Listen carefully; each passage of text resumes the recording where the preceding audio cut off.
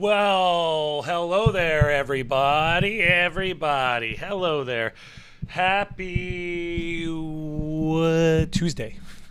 Tuesday. It's Tuesday, guys. Happy Tuesday, just in case you guys weren't quite sure what was going on. Today is Tuesday. It's not quite the end of the world yet, but we're preparing. We are preparing. The end of the world is coming. I don't know exactly when, but we just have to be prepared for it. So make sure that you guys are prepared for it.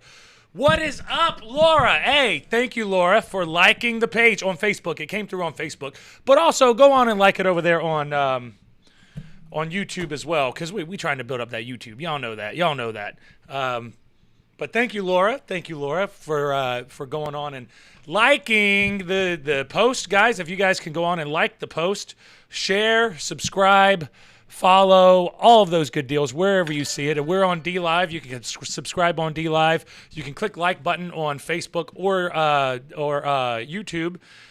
Subscribe, all that other good stuff. I know most of our people here are subscribed. What's up over there on Instagram? Don't think that I have forgotten about you, because I haven't.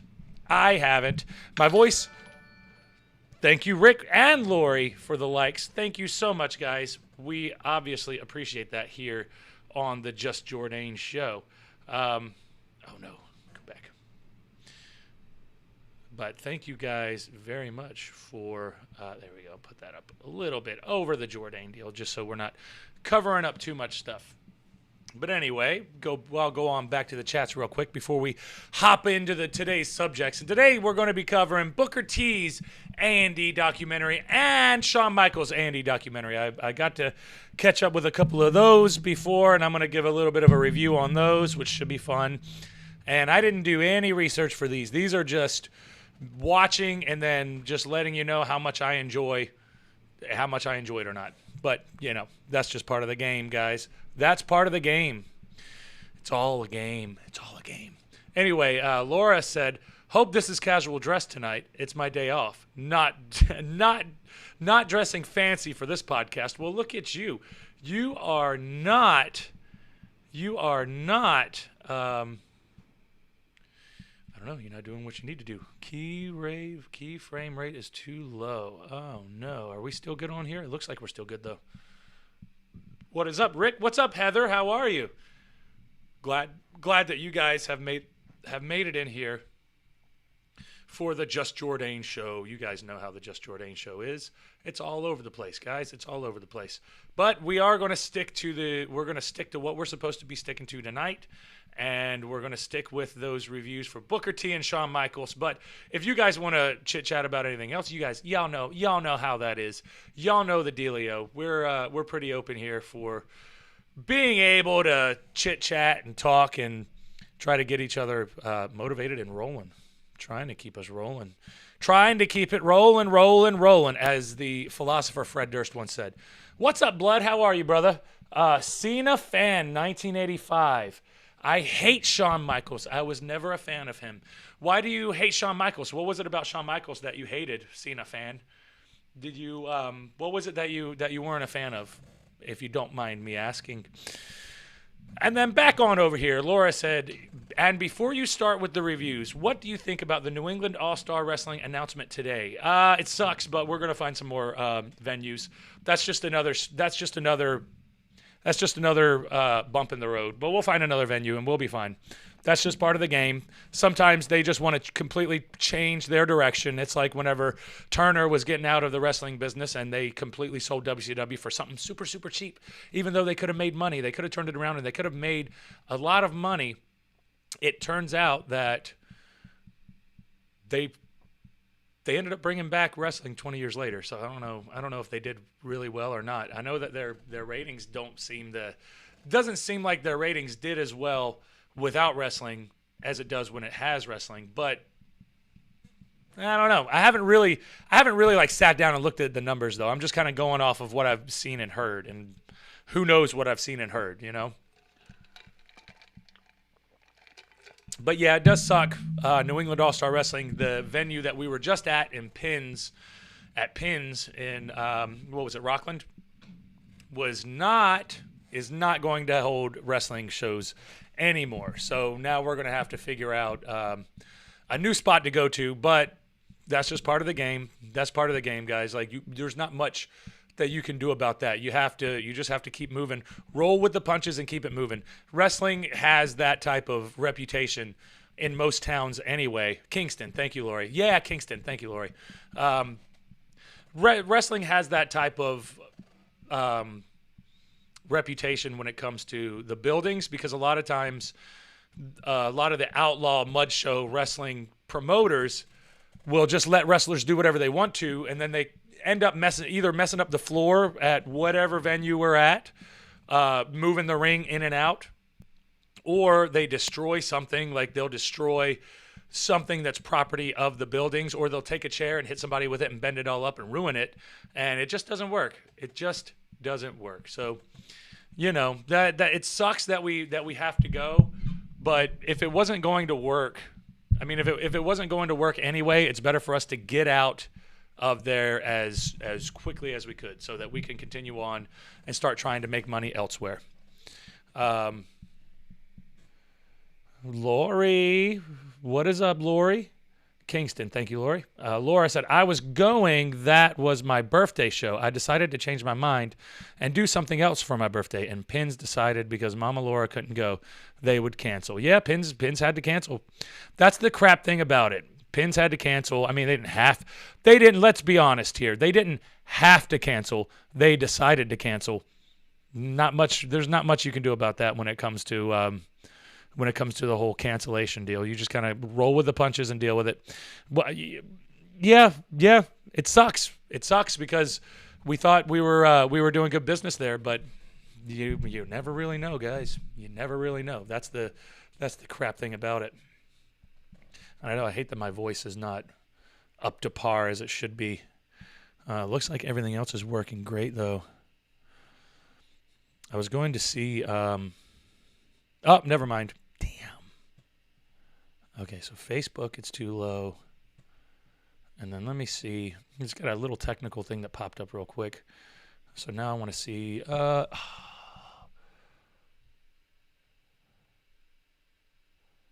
Okay, so I'll have to fix that. I'll end up fixing that later, though. No biggie. But anyway, guys, let's go on and get into it. I watched the Booker T documentary first, and I enjoyed it. There was a lot of information about Booker T that I wasn't aware of. I was not aware of. Well, first of all, I didn't even know that Stevie Ray. I heard about them being brothers, and Harlem Heat, they were brothers. The Steiner brothers are brothers. The Hardy brothers are brothers. There's a lot of wrestling brothers in the professional wrestling business, but it's just one of those things where I just wasn't aware of it.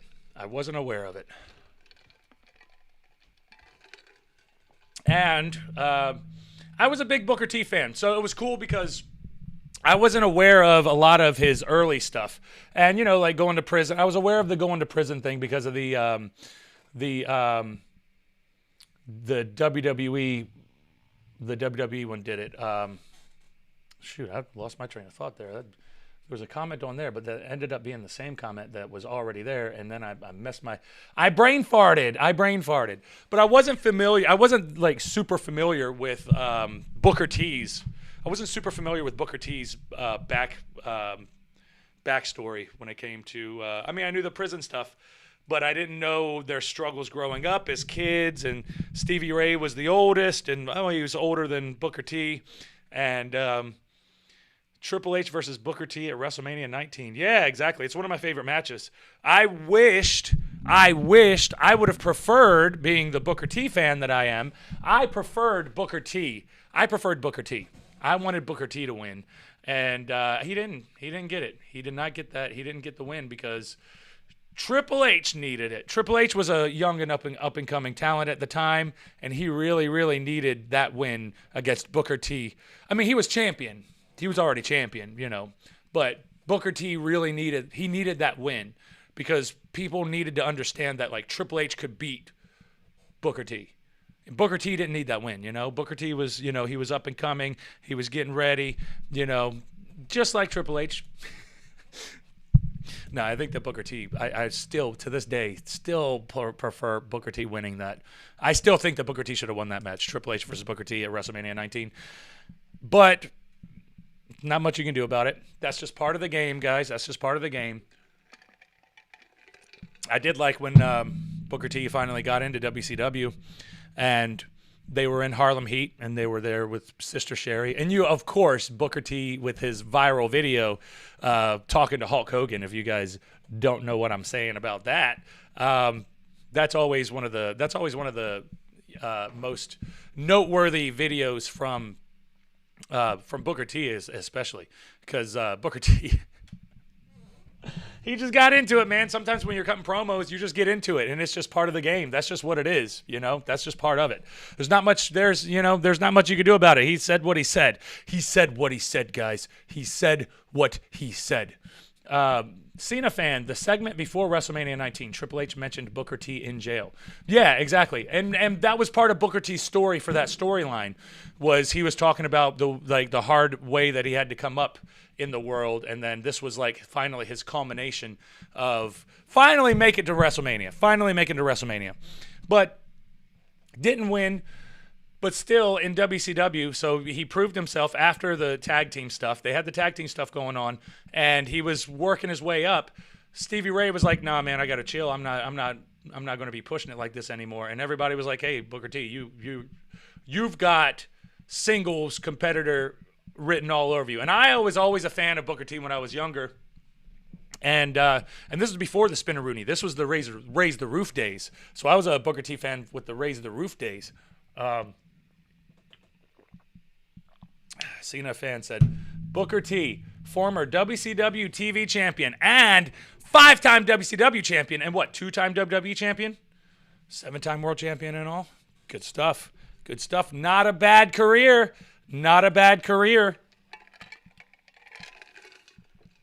No, I really like the Booker T one. I started it and I got a little bored originally, and then I turned it off, and then I came back to it later. But when I came back to it later, I felt like I didn't give it a good enough shot. I was like, I should have found out. But it's just one of those. It's just that thing, That's the thing, Laura. Good question. Laura said, okay, back. Did you find out anything you didn't know about Booker T that just shocked you?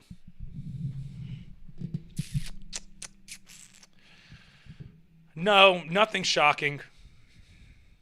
Nothing shocking about that documentary. It just seemed like a pretty good story. Like I just thought that it was a pretty good story. I don't know. No, there wasn't anything really. I pretty much knew everything. I mean, I wasn't super familiar. Oops. I wasn't super familiar with the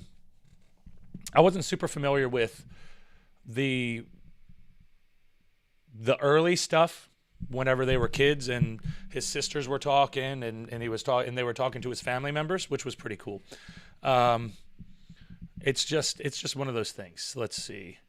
Okay, what's in the 2 cups? One is water and one is Truly. One is water and one is tea. I always have tea in this. They always have 2 cups.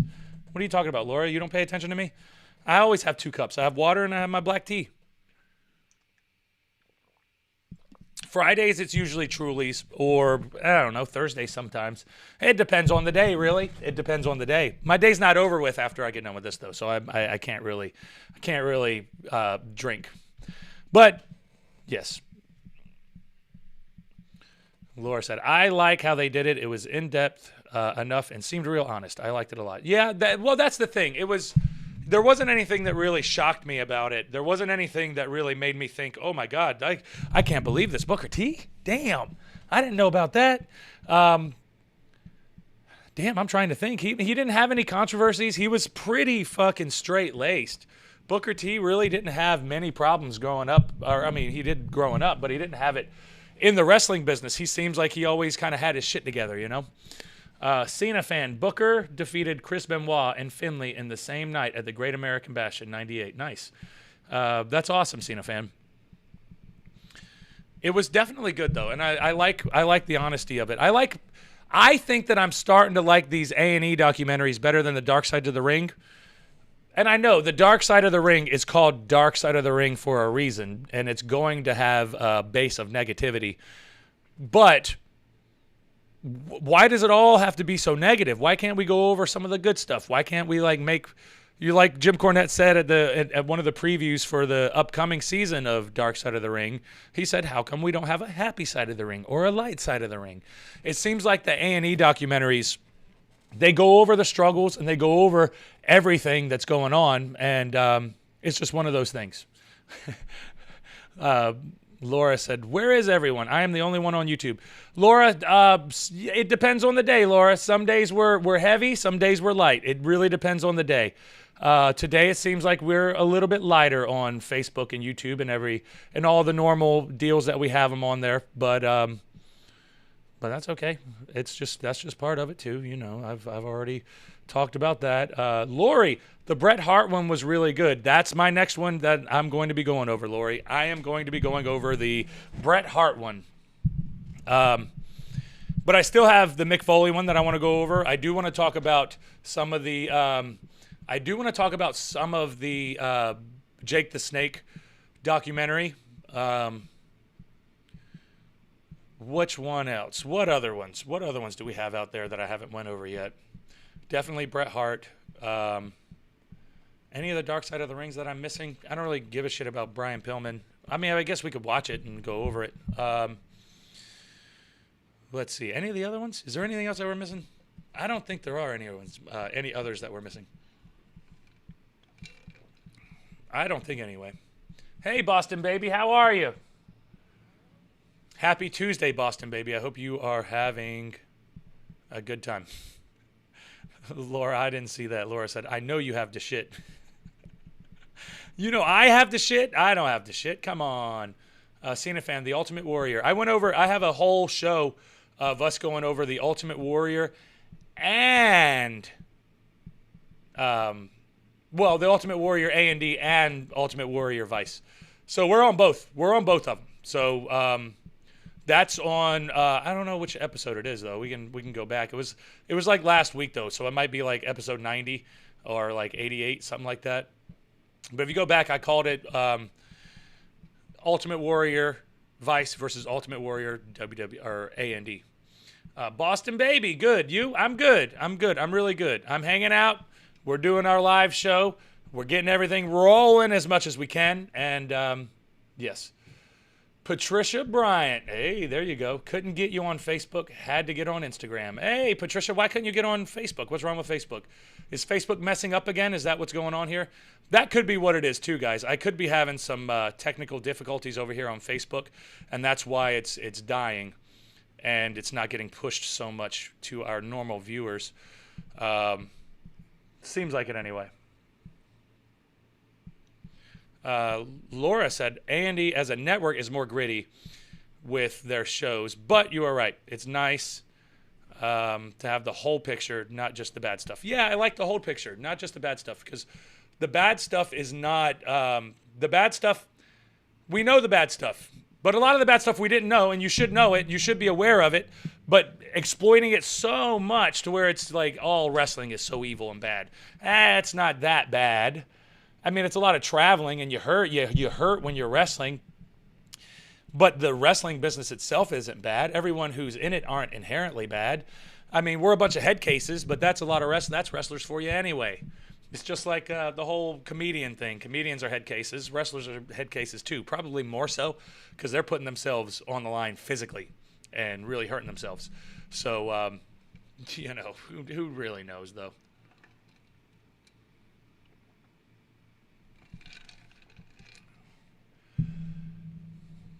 Boston baby, awesome. I met you in Kingston, and it was awesome. It was awesome meeting you in Kingston, Boston baby. I'm glad that we were able to connect, and that was a really fun time over there in Kingston too. I hope that you enjoyed everything. Blood after the show is pretty bad. Yeah, that's the main thing. That's the main time after the show when you're trying to come down and you're trying to relax and you're trying to come down from all that adrenaline that you had with wrestling, and then you lay down, and then all of a sudden your elbow, like this weekend, the night of and the next day, and then I had to wrestle again. So after it was all said and done, I'm hoarse. I'm always hoarse after wrestling the weekends, guys. You know that. And then my elbow hurt, my wrist hurt, my shoulder hurt, and that was all on the left side. My ankle, one of my ankles hurt and one of my knees hurt, and then my hip was a little tight. But wasn't too bad. Wasn't too bad. That's just part of it, you know? And I'm pretty used to that by now.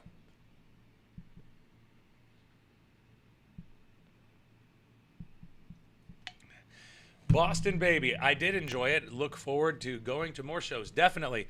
It probably won't be in Kingston anymore because we just had an announcement with New England All-Star Wrestling where we're not going to have that venue at Pins anymore. So we're going to have to figure out somewhere else to go. And there's always somewhere else to go, though, guys. Don't be worrying about that. We're going to be wrestling up there. I'm the New England All-Star Wrestling Heavyweight Champion. I've beaten everyone there is to beat in New England. So it is what it is. Laura, no, I meant you always have 2 cups. Shit. Oh. I meant more bad while the drinking and debauchery. Yeah. Well, that's, yeah. Well, that's why you do the drinking and debauchery, though, because you're sore, you're hurting, you got all this stuff. And I was just thinking from my perspective, because I try not to do too much of that. But that's exactly it. Afterwards, it's way too tempting to have a few beers and relax.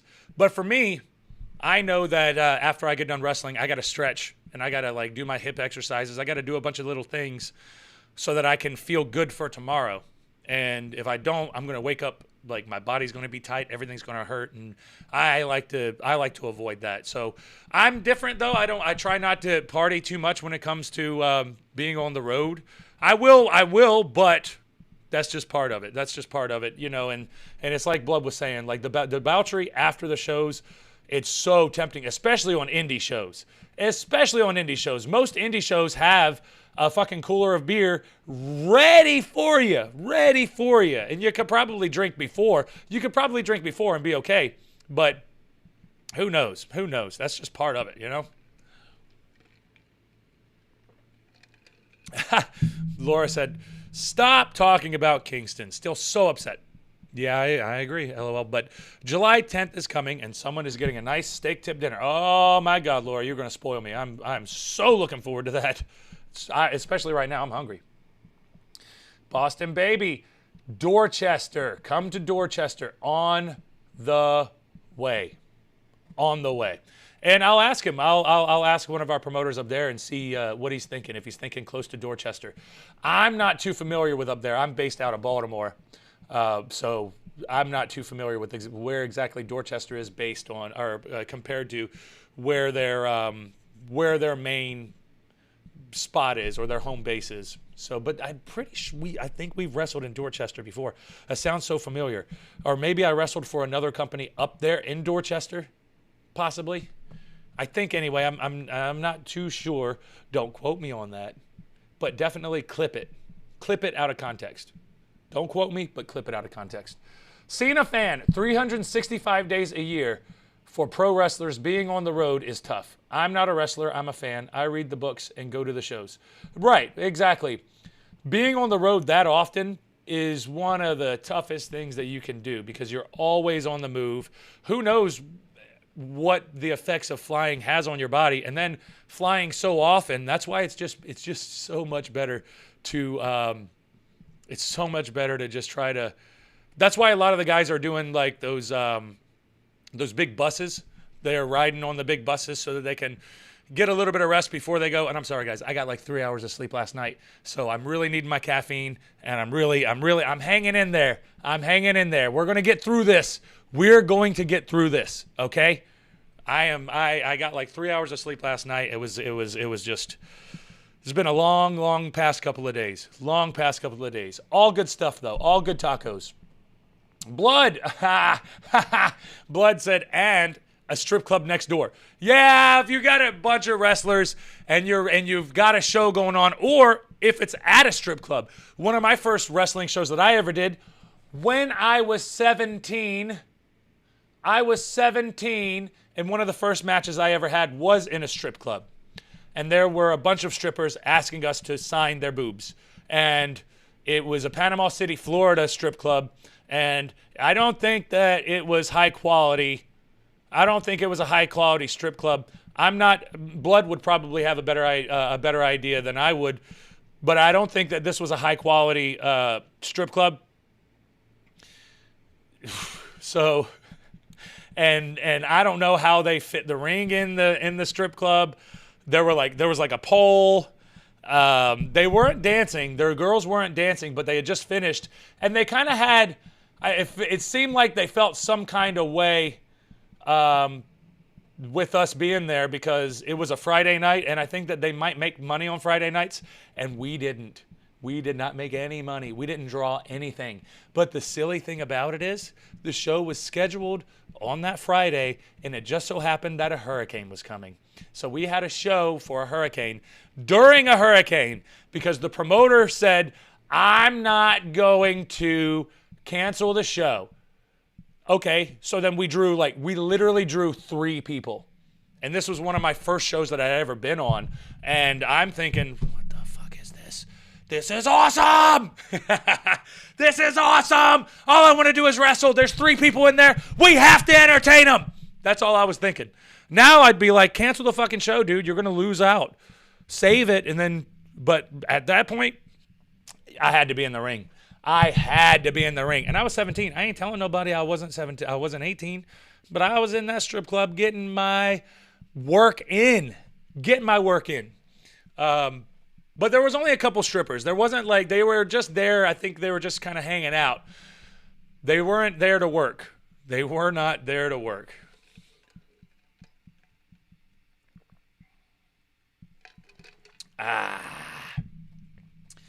Boston, baby. I keep looking in my mailbox, waiting for the arrival of the shirt ordered from you. It is in the mail, and it should be there. I should have put a freaking tracker on it. Sorry I didn't put a tracker on it, but the tracker or the paperwork that I got, and I don't know where the hell it is right now. Maybe, I don't know where the hell it is right now, but I think that it should be there by Friday. It should be there by Friday. So if it's not, let me know. But it should be there by Friday. Come in via UPS. I'm trying UPS this time because USPS, the United States Postal Service, is horrendous. They don't do very well. They don't do very good. They're very slow, and they lose stuff all the time. And it's just always a mess with them. So I'm trying UPS. Now, UPS is more expensive, which it costs more on shipping. So I'm biting the bullet on that one. But that's just part of the game. Well, I'll figure it out, and then I'll adjust the shipping accordingly. But if UPS works very well, then we'll probably have to stick with UPS because I hate it. Like, you guys you have to wait a month. It's not even time for the frickin'. It's not even like holiday season or anything like that. So for things to be that slow still, it's like, man, I don't know how much longer the post office is going to last. I don't know.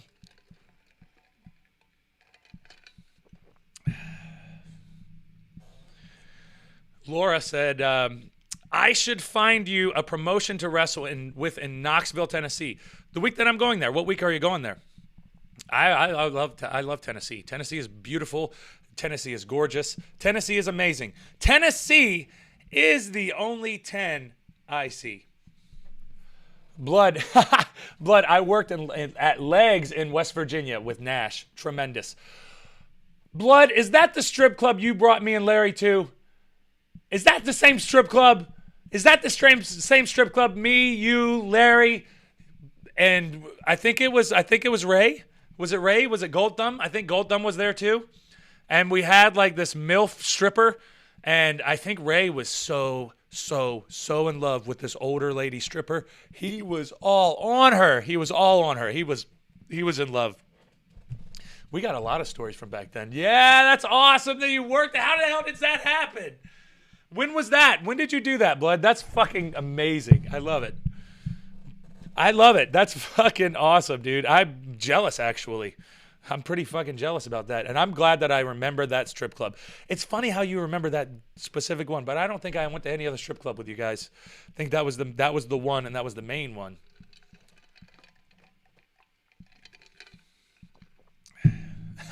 Laura, strippers were literally just hanging out. Exactly. They literally were just hanging out. They were doing what they got to do, you know. I know. I just looked at the YouTube comments, and Mama Laura is there all by her lonesome. But thank you, Laura, for hanging in there for this slow Tuesday. Stephanie, any new merchandise? My birthday is next month. I have been working on the new. I have been working on the new merchandise. It's still in the process though, because I got a lot of stuff that I got to take care of before I can get onto that one. So the new merchandise is coming, but in the meantime, I'm trying to sell the rest of this stuff, so that I can make some more room into my drawers and get it all done. You're an amazing wrestler, by the way. Thank you, Boston Baby. Thank you so much. I definitely do my best. I always try to make sure that that you guys leave there with your money's worth. And, you know, it doesn't matter if I leave with my money's worth. I want y'all leaving with y'all's money worth. I want y'all being happy as shit that y'all saw me live. That's what I want. If I can have that effect, then that's all you need. That's all you need. But thank you, Boston Baby. I do appreciate that, and I love it. That was Socrates, I believe. It probably it probably was Socrates. It probably was Socrates. Oh, my God. Samu helped some other guy named Damien run a show there. Fucking awesome. What a hookup that was. What a hookup that was. That's awesome. Yeah, the fucking strip club, too. Man, wrestling, guys. Wrestling. You never know what you're going to get with wrestling.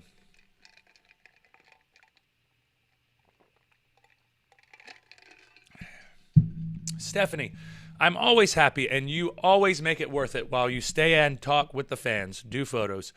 Always, Stephanie, always. If I'm able to at that show, I'm gonna come out and I'm gonna talk to everybody, and I'm gonna just see how everybody's doing, because I love it. It's fun. It's very fun, you know. Laura said, I'm going for my birthday, August 30th through September 4th. Join me if you have some time. August 30th through September 4th. That's too early right now. I'd have to look back. And see exactly where my dates are right now. I don't think I have any dates for August or September. Didn't you work the NBA CZW show with us at the church? See, now I don't know. I know that I did an NBA one at the ECW arena, because there was a Les Thatcher seminar beforehand. It was CZW MBA, Maven Bentley Association. I don't know. I don't know, bud. I don't know. That's a good. I don't remember being at a church. Possibly though. Possibly. Boston Baby, do you think when you come out with new merchandise, do you think you will make baby clothes? I don't have any baby clothes right now. Now that it's on my mind, whenever I'm trying to make the decision, I'll ask my shirt guy if he has any like baby size stuff that we can put my logo on. I don't think that's that big of a deal. I don't think that's a big of a deal. I'm pretty sure. I'm not going to say 100% Boston Baby, but I'm going to say I'm pretty sure that we can do baby merchandise as well. But hopefully the baby's still a baby whenever we get that merchandise done. It should be another month, maybe another month, and then we should be caught up with everything, and we should be ready to rock and roll.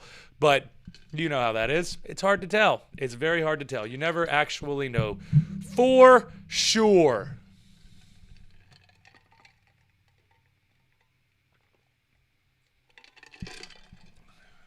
Amazing, Laura. Laura said, amazing. That was definitely the first time they saw you. Not sure if amazing is the adjective I would use. Well, come on. What's up, Heather? How are you? Glad that you were joining us over there on that old IG. And IG's popping today. Everything else is down, but IG's popping today. But I love it. She will be 1 July 18th. Oh, yeah, that's awesome. Happy birthday, beautiful baby. No names online. No names online. Protect the children. Protect the young. All right. I think I'm going to go #IHTPPPPPP, and then we'll go on and we'll talk a little bit about the Shawn Michaels documentary. The documentary featuring Shawn Michaels when he lost his smile. And we'll review a little bit of Jim Cornette's reviews on it too, because Jim Cornette had some comments for it that was really, really funny. But hold on, guys. Give me a little bit of time. I'm going to hashtag IHTP, and then we will finish up here. Give me 1 sec.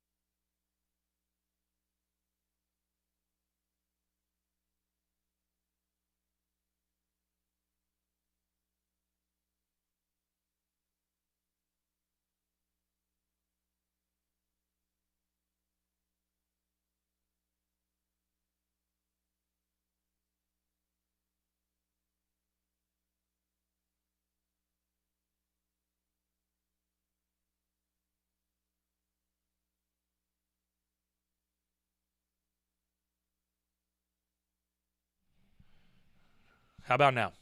You guys on Instagram are good to go because you guys were not ruined with the sound. But I came back and started chit-chatting too much. Thank you, Lori. Thank you, Rick. Thank you, everybody, for letting me know that the sound was still down. All right, we're back now.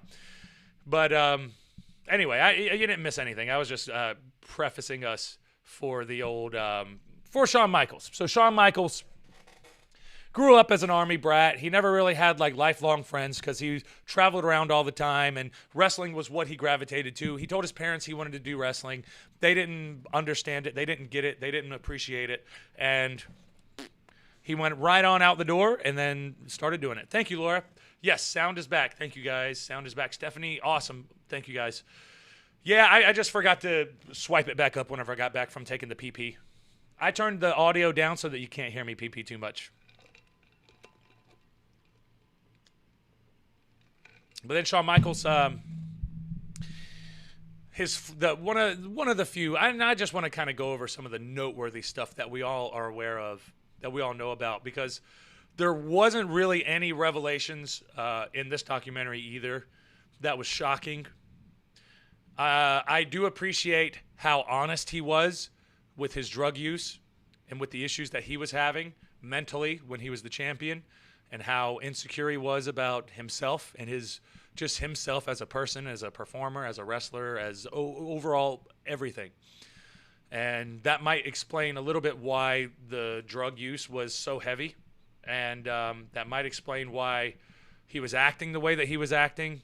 It might explain a lot of things. It might explain a lot of things as to the rumors that we always heard about Shawn Michaels. And I thought that the honesty, the cool thing about this, the honesty that he had talking about the specific drugs that they were doing, and then whenever he had his knee injury and he got onto the pills, and then now it was okay for him to take pills. Like back in the day, they would just pass it to their little backstage underground pharmaceutical guy. You know, wrestlers there used to be some wrestlers who somehow had all kinds of pharmaceutical connections, and he was like, what do you want? Oh, I got it in the bag, baby. I got it in the bag.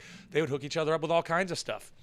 I remember Kevin Nash and Scott Hall talking about they didn't know what the hell they were taking, but they took a handful of pills and then passed out. And turns out they could have killed themselves while they were on the road. A lot of this stuff, that's the thing. Like, that type of stuff always turned me off because I hate that. I hate that. Like, it's not a good example for people in general, not a good example for kids. It's not a good example for yourself. It's not healthy and good for yourself. You can always go, oh, it's cool, though. It's fun. It's, oh, debauchery. Yeah, enjoy yourself. Party, blah, blah, blah. But at the end of the day, if that's all you're doing, eventually you're not going to have anything. Eventually it all comes down and it all ends up to where you do not have anything. And I like the story of redemption arc that Shawn Michaels had with him and the Rockers getting into WWF. They got kicked out very first night because they were messing some shit up. Shawn Michaels got jumped by a guy. And here's the funny thing. So Shawn Michaels said 9 guys. A couple of the other guys said 6 guys jumped him out in the bar. Apparently, Shawn Michaels was talking shit. And there were 9 military guys that beat him up. And then a couple of the other guys on there said that there were 6. And then Jim Cornette said that the real story is it was 1 guy, but Shawn Michaels was wasted, so he couldn't really defend himself anyway. And British Bulldog was stuck in the back behind a seat of a 2-door car, so he couldn't really get out and be the saving grace, which I'm sure he could have. Reach up. Who hasn't gotten out of a 2-door car from the back seat? Reach up, push out, and get. It kind of sounds like horse shit. What's wrong, British Bulldog? You don't know how fucking car seats work? You know how car seats work? Your friend's getting his ass kicked, and you're just in the back seat watching him? Oh, man, I wish I could get out. Blood. Maybe he saw 6. Yeah, after you get punched once, he probably saw triple. He probably saw 1 and 1, well, 6, quadruple or quadtuple, sextuple, whatever it is for 6. Maybe he saw 6 and then one of them took him.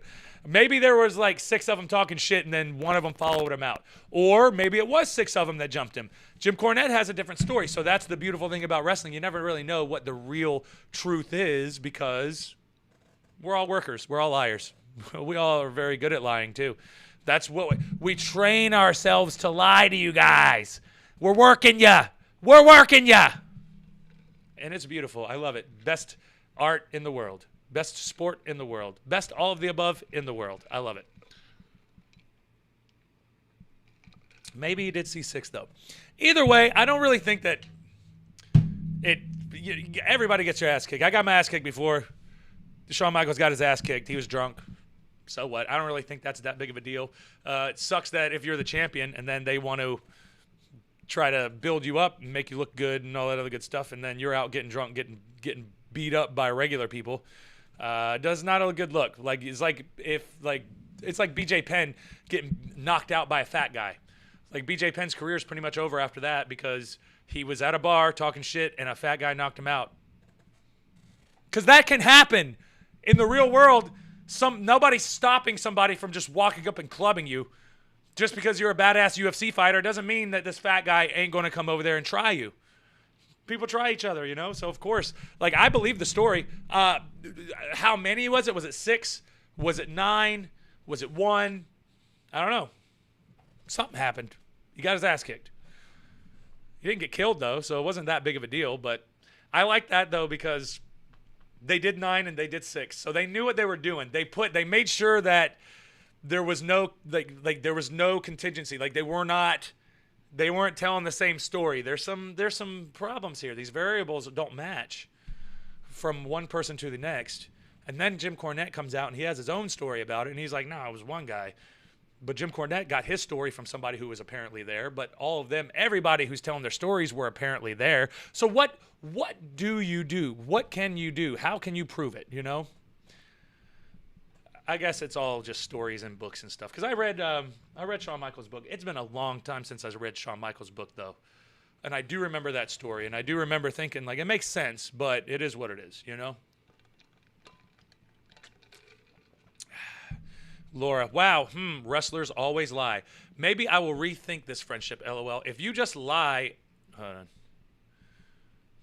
if you just lie, anywho, I do your reviews. But I can't wait till you do something stupid again, and I review that. Yeah, exactly. Hit me with it. Yeah, wrestlers lie. And wrestlers are very, very good at lying, too, so pay attention to that. Or not. Who cares, right? Glad he got the shit beat out of him. He was a mouthy jerk. Tell us how you really feel, Laura. Tell us how you really feel. Yeah, he was a mouthy jerk. That was his job. He's good at it. He was great at it. He was phenomenal at it. He was really, really good at it. But he got jumped, got his ass kicked. Nah, it's not a good story, not a good look. So what are you going to do? Part of the game, right? Part of the game. And then you continue on. And then you see that he's getting better. He's going on, and he's getting closer to the top of the charts now, top of the card. Bret Hart's the champion. Them two have a good feud going because they actually have a professional feud where they do not get along with each other. And that's them two, man, they're two of the best wrestlers ever going at it. Man, yeah, dude. Bret Hart and Shawn Michaels, come on, dude. That's just fucking top of the line shit, man. Because Shawn Michaels brings his stuff, high flying, a little bit of what is it, vanilla lucha, white man lucha, whatever it is, white people doing lucha libre, Mexican style wrestling. But nobody had seen anything like that before, not in this market. So Shawn Michaels had but the thing is, he wasn't just that. If you watch Shawn Michaels actually wrestle, he's great, man. He's great. And I grew up not a fan of Shawn Michaels. I was a fan, I get it. I knew who he was, and I disliked him as the heel, so he was working me pretty well. But I didn't appreciate it until I got older, and I was like, God damn, man, this guy can literally wrestle anybody and have a really, really good match. And that's what you want, man. That's what you want. You want to be able to wrestle everybody and be able to make it work and creatively make it work.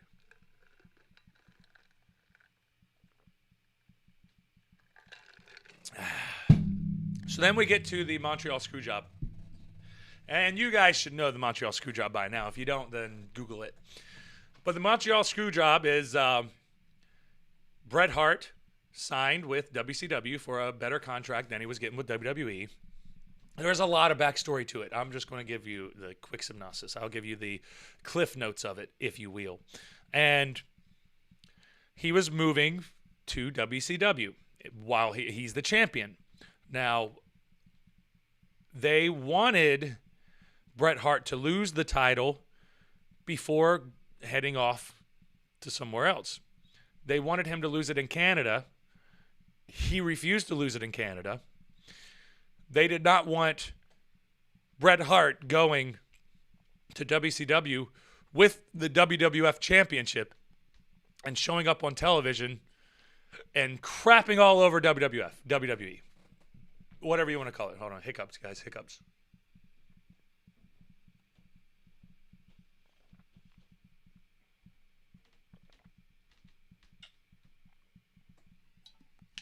Anyway.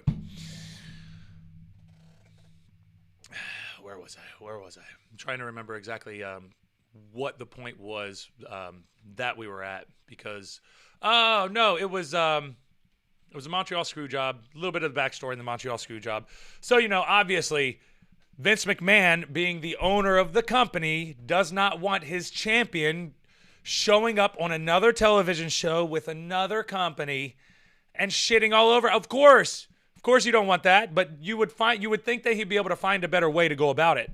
And I love how they painted Shawn Michaels as a babyface in this, as a good guy for what he did whenever he, screwing over Bret Hart. And I'm just thinking, like, yeah, he should have did that. You can't trust Bret Hart to just leave and just be like, oh, I'm just going to leave the title. You gotta, there's a lot of, like, in wrestling, if you're leaving to another territory, if you're going to another territory, the respectable, commendable thing is to put somebody over, let them win on your way out so that you can transfer whatever type of connections you have with the audience, and hopefully some of them will gravitate to this new person who just beat you. That's like the old school wrestling mentality when it comes to going to a new place, especially if you're a top guy. Bret Hart wasn't against that, but the way that the dates were working out, it was his last ones were in Canada, and he did not want to lose in Canada. He was not going to lose in Canada. He had to protect himself. Looking back on it in hindsight, would it have really affected him negatively if he would have lost in Canada? Probably not. It probably would have made people think he still got screwed. People would have still been like, oh, you got screwed, Bret. No matter what, I think that Bret was going to look like he got screwed out of this deal.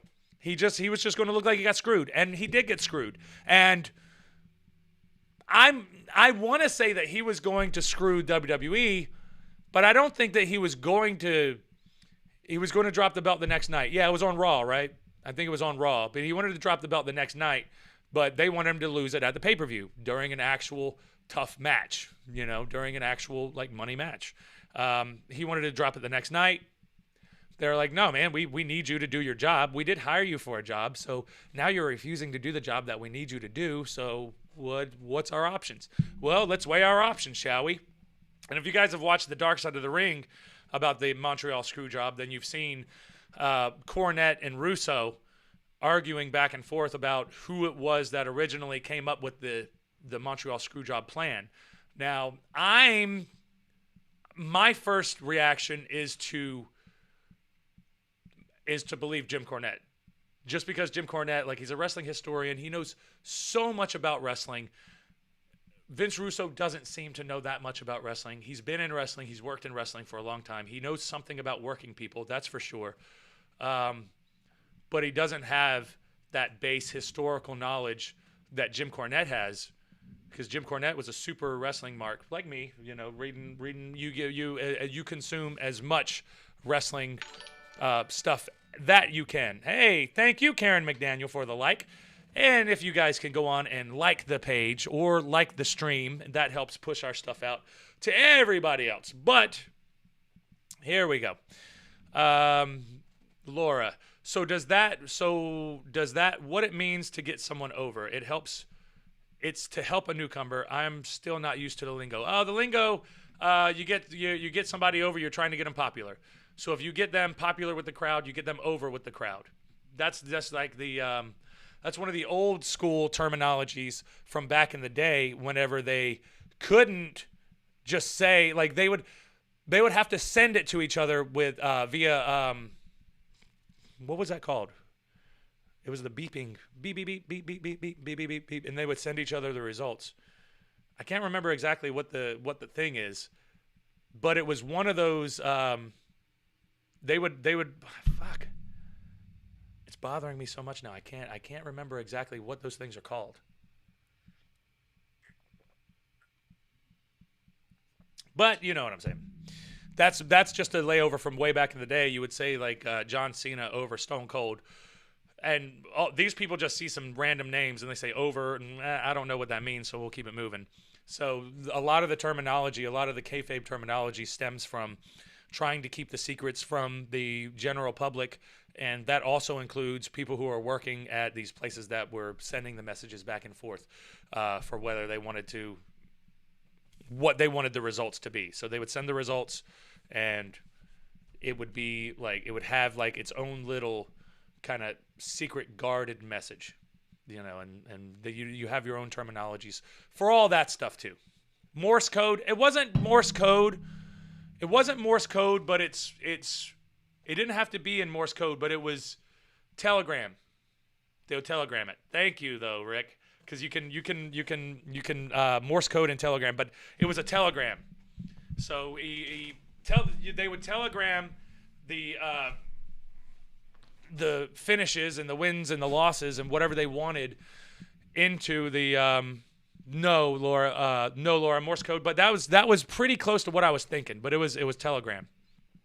They would send a telegram, and then they would get the telegram, and they'd be like, okay, this person's going to do that, this person, that. Maybe it doesn't, maybe they don't do the beeps, maybe they do. I don't remember how like the early incarnations of the telegram worked, but you know what I'm saying. Like you would be able to, you would get it, you would read it out, and you'd have to make it to where people didn't understand exactly what the message was about.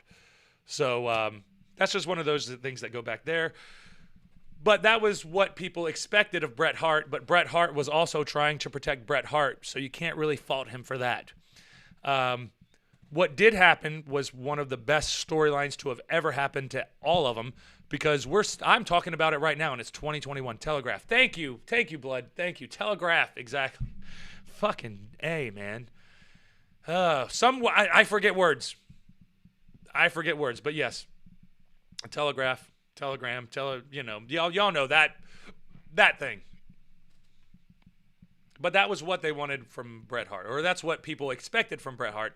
Bret Hart had to protect himself though, because he's a Canadian hero, and he had to go back to Canada. WWE was going back to Canada, but not with him. They were going to go without his ass.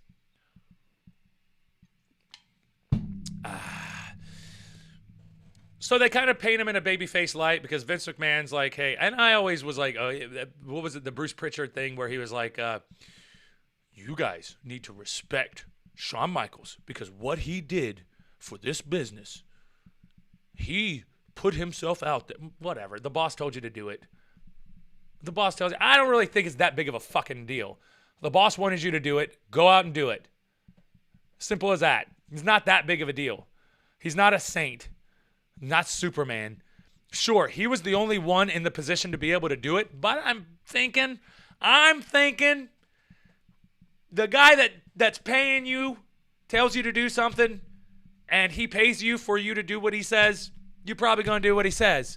Probably. That's why Bret Hart was on his way out. I don't think that the boys should have respected Shawn so much for that. Like, sure, appreciate it, and sure, like, the business wasn't going to go down even if he left without losing or any of that stuff. It wasn't like nothing's going to disappear the next day. We tend to take this stuff a little overtly too serious. And then we forget that time is going to wash away a lot of everything that's going on anyway. So it's not like it affects you too much in the future anyway, especially if you don't give a shit about it. Sometimes it's best not to dwell on things and enjoy your life, enjoy yourself, and try not to be the type of artist who is going to paint a painting and then go back and argue with other artists and say, hey, I don't like your technique. Hey, I like my technique. It doesn't help anybody. You should be worrying about your next painting. See what your improvements can be on that painting and then go on and paint something else instead of running around arguing about whose painting is the best and who's a better painter. It gets boring after a while.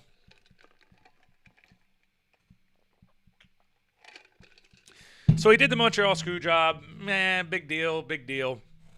And moving on, Karen McDaniel, Wahoo, when a booker sent who was going over in each match, God help you if you didn't do what he said. LOL. Yeah, exactly.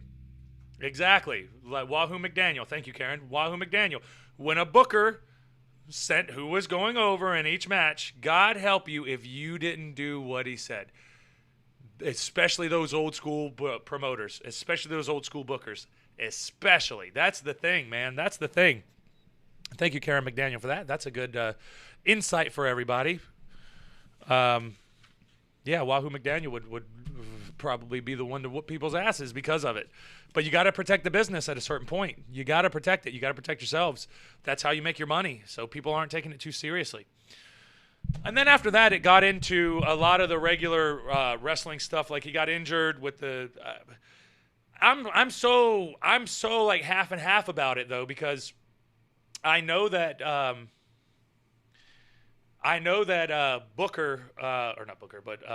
Shawn was injured, but they always led you to believe on Raw and SmackDown, whatever, that it was a career-ending injury. But now it seems like none of those injuries were career-ending injuries. He just didn't want to lose the title, I guess. I don't know. That's what they say. That's what the rumors are, is that he wasn't happy with the way that things were going, especially as he was champion, because kind of things were down a little bit. And they were trying to figure out how to get him out. Or maybe they were trying to figure out how to get more people excited and, those types of things. And, Karen McDaniel. And especially when Wahoo was the booker. Yeah, exactly. Especially when Wahoo's the booker, and then he tells you your marching orders, and then you go out there and you just do something super, super selfish for yourself. That's the drizzling shits, man. That's the drizzling shits. You're only worried about yourself. You're not worried about the overall show.